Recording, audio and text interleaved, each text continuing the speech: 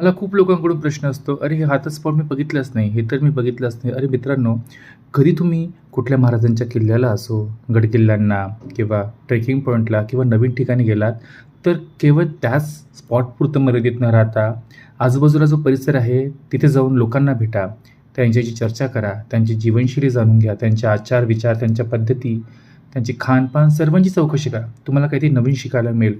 काहीतरी प्रत्येक ठिकाणी आणखी आपल्या इकडे 10-10 किलोमीटर नंतर जीवनशैली बदलते. प्रत्येकाचे काही ना काही वेगळं पण पाहायला मिळतं. म्हणून त्याच स्पॉटपुरतं मर्यादित न राहता, जे काही स्पॉट्स आहेत, त्याच्या आजूबाजूला जा, गावात थोडं भटका, लहान मुलांशी बोला. जसं मी या बारी गावात गेलेलो.